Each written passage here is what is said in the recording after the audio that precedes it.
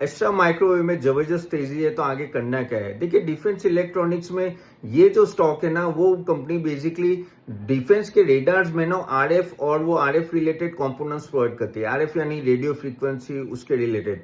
तो जैसे बीएल अगर रेडार सिस्टम बनाते हैं, उसके लिए मेन कंपोनेंट जो प्रोवाइड करती है वो एस्ट्रा माइक्रोवेव करते हो। पिछले 30 साल से कंपनी है, अराउंड 2000 करोड़ के आसपास ऑर्डर बुक है, यानी ऑलमोस्ट 2 टाइम्स ऑर्डर बुक है। बहुत ही अच्छा ऑर्डर बुक है।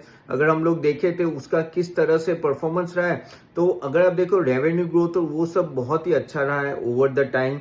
ऑफकोर्स मार्जिन अराउंड 28% है, लेकिन यहाँ से भी इंक्रीज हो सकता है, क्योंकि मैनेजमेंट इज वेरी होपफुल कि आगे जाके वो आगे मार्जिन बढ़ा सकेंगे।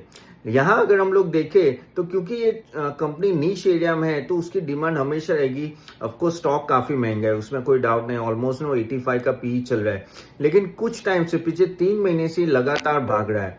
आगे जाके भी अगर हम देखें तो रेडार सिस्टम में सबसे ज्यादा इन्वेस्टमेंट होने वाला है, सबसे ज्यादा डिमांड वहां क्रिएट होगी, और इसलिए एस्ट्रा माइक्रोवेव का नाम हमेशा आगे रहेगा, क्योंकि वो बहुत ही इंपॉर्टेंट आरएफ और वो जो रेडियो फ्रीक्वेंसी के लिए होते हैं, वो बहुत ही इंपॉर्टेंट कंपोनेंट होते हैं। वो इजीली कोई स्पेशलाइज बना नहीं सकते, इसलिए वो डिमांड अच्छी खासी गई। तो यहाँ से करना क्या है? देखिए, आगे जाने से पहले सभी डिस्क्लेमर गाइज, यहाँ जो भी बोल रहा हूँ, यहाँ सिर्फ आपके नॉलेज के लिए, कोई रेकमेंडेशन नहीं है। हम जो रेकमेंडेशन देते हैं, हमें स्मॉल केस और मॉडल पोर्टफोलियो में देते हैं। मैं लिंक दे दूंगा, जरूर जाके देखिए। 400 प्लस जीएसटी स्टार्ट होता है, और ये 6 तारीख को हमारा रेट डबल हो रहा है। नहीं, डबल तो नहीं हो रहा है, लेकिन अच्छा खासा बढ़ रहा है 50% से, तो आप जरूर जाके देखिएगा। तो करना क्या है इसमें?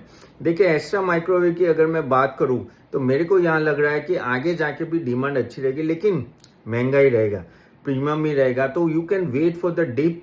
अगेन रिसर्च करके इन्वेस्ट करना है, क्योंकि यहाँ क्या है कि एक जो नीश है वो इजीली रेप्लिका किसी कंपनी से होगा नहीं।